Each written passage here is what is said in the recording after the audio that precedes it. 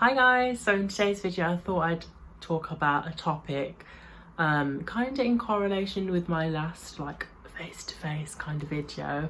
It's to do with closeted men, as you can read by the title. So closeted men v trans women, men, any trans blah blah blah blah. So basically I got enlightened by another YouTuber. I'll put her name in the description box below, and basically she did this video talking about the effects of closeted men liking trans whatever, but I'm going to speak on my experiences as she spoke about hers, as she is a transgender woman herself. So she talked about the just psychological effects it has on her and what it must have on other trans members of the community, and how unfortunate it is for men in today's society to still act this way.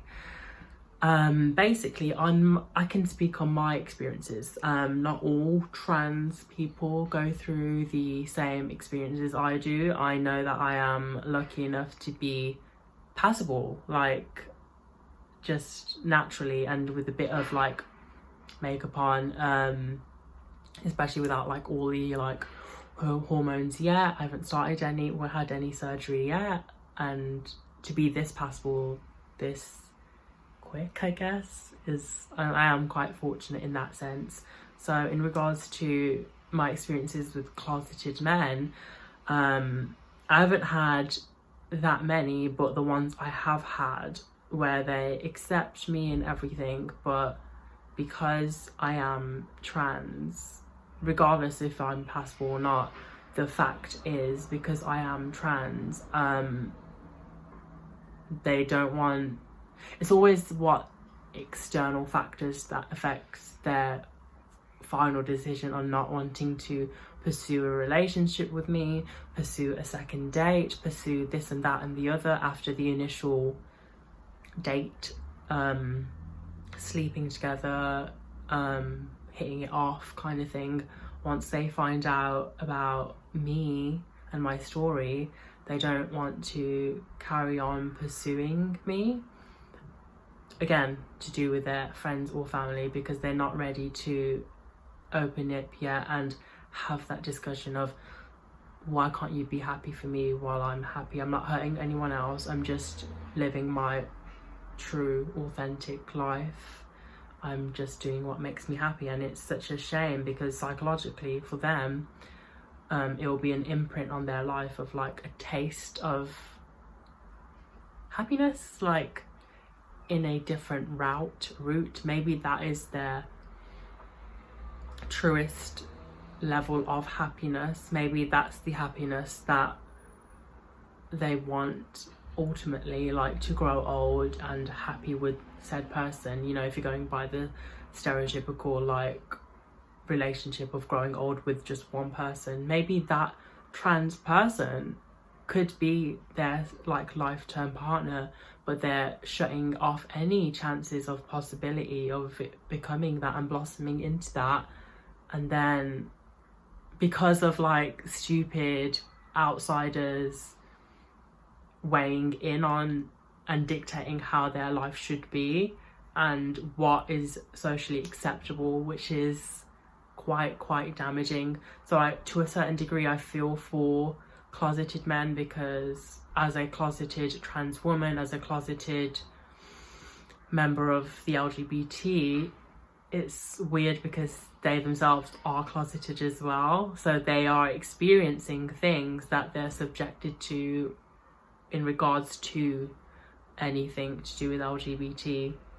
So I really love educating whoever I end up seeing for a short amount of time to really open their minds. Maybe them hearing it from me will affect them, and they'll think about it throughout their entire life.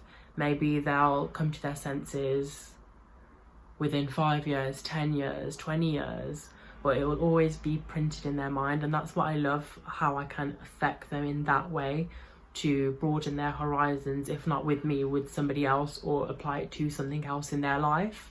I like being people's first experiences because, one, it's just a massive compliment that you're choosing me for that. But on a serious level, it's humbling to know that I have the knowledge, the resources, and almost the level of power, not in a like controlling way, but power to affect someone in a very positive manner, and to change their perception and stuff on what trans actually is. Like I will always express, it's not a man in a wig, it's not this, that or the other, what society, what porn like shows it as and like spreads it as. It's not a taboo thing, it's real people with real lives and real struggles like me. And closeted men go through something psychological that we as gays within our community, I'm just umbrella terming every LGBT member as just gays because, you know, we're all gay.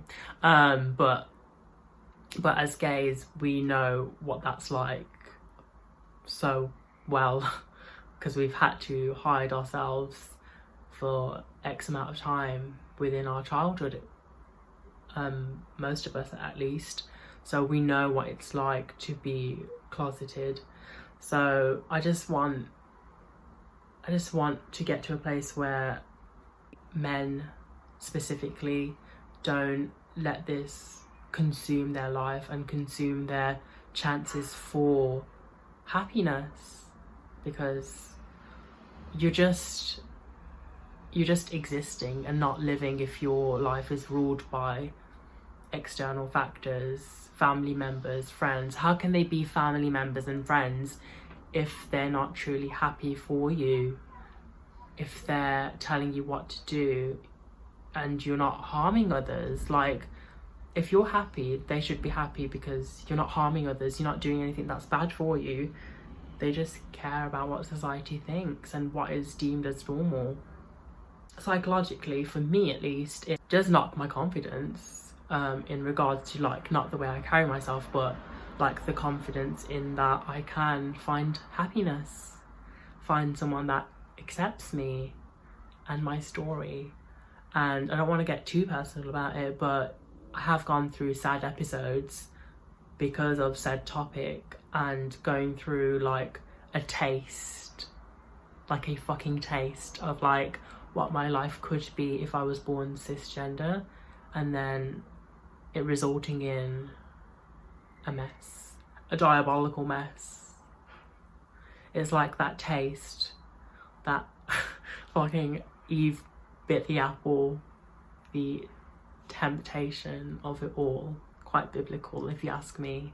But yeah, so it sucks because most of the experience of what I had, it's like they're like, it's not you, it's me, like like calm down. And it's, yeah, it sucks, but I know it's not going to be like this forever, and I wouldn't have to explain myself to everyone forever once I get said surgeries, so they don't need to know shit about me unless it gets personal, and then they can make their mind up. But that's another whole story for another time. But yeah, so it's not as bad as it used to be in terms of it as a whole topic, but it's certainly nowhere near where it should be within 2020.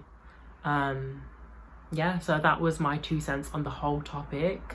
I just hope things get better, and I will never ever stop educating people because I love doing that, and I love putting my 2 cents in and impacting someone, even if it's in the smallest way possible.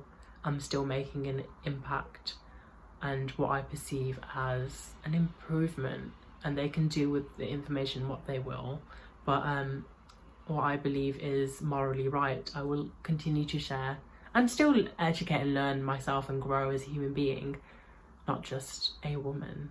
But sorry for rambling, and thank you guys so much for watching. I hope you subscribe, learn something, blah blah blah blah blah blah blah. But yeah, thank you for watching.